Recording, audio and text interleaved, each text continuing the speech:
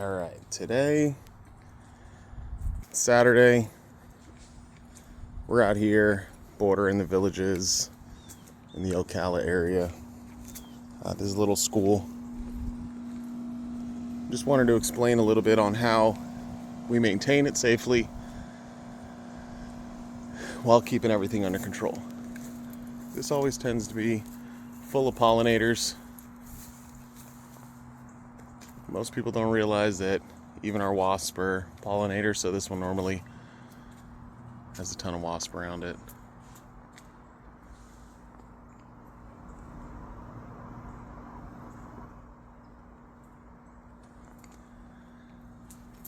Sometimes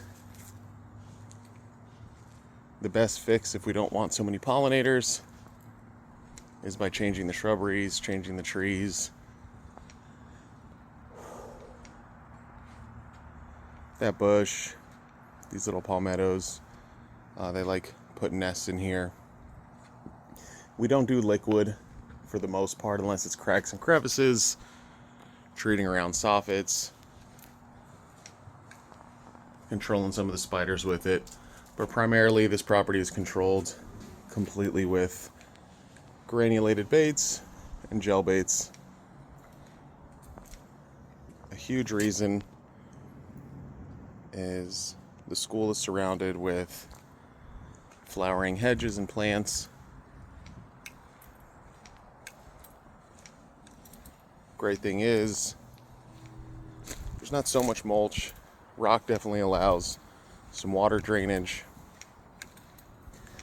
We started this taking it over from one of the big companies, and I was able to see how they were servicing, and a huge thing that I didn't like is how much liquid they were using on the inside and the outside.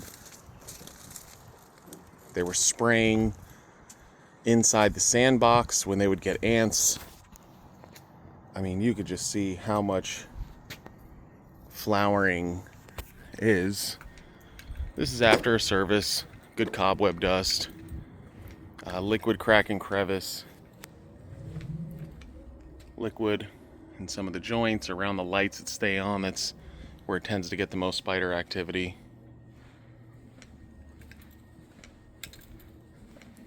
Then granulated baits to control the ants and cockroaches. They get a lot of crickets. Ton of spiders by doorways. Again, lights stay on a lot of the time around windows. So our safer option outside of liquid is baiting. Baiting allows us to treat for target specific pests. So we're not just spraying all over the place and anything that it lands on. We always keep a lookout for new entrance points. This is one of them. You can tell at one point there was caulking there, but recently it has failed. So that's how certain things come in. You know, especially a lot of things house under mulch. So what does it do? It looks for the foundation. That's where you get a lot of protection. And then it happens to crawl in to a crack or crevice. So we did treat that crack and crevice with a liquid and then broadcast bait around the structure. You know, a huge thing we really try to make sure we do is provide safer options rather than just spraying everywhere and hoping that bugs run into it. Unfortunately, that seemed to be the last company's strategy. So making sure we're just not dumping synthetics all over lawns where kids play. Everything is labeled. I don't want to say everything, but majority of things are labeled to where it can be used. But if there's safer options, we try to figure those out. So you can see this is after treatment. The broadcast baiting is designed to where you can't even see it. It's not in piles everywhere. So the kids really aren't getting in contact with it. It falls in between most of the mulch. But you can see this is nice tight structure. But everywhere you look, there's flowers. So you don't want to spray everywhere because we want to keep our pollinators as safe as we can.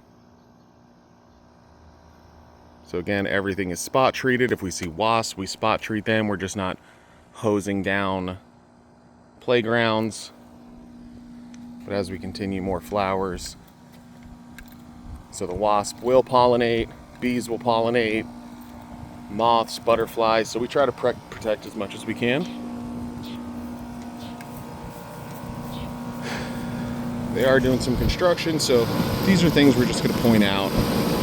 Sealing that up so spiders and other pests don't run in. But today we got a good service in, but I just wanted to point out a few things on how we service with intention. We're not just coming here and spraying all over the place and, you know, hoping that it knocks things down. We do get a lot of calls about this tree, but again, they're just pollinating in there.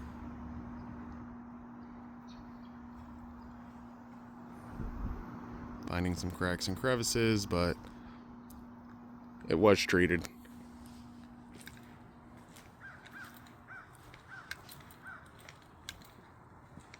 All right, and we are out of here.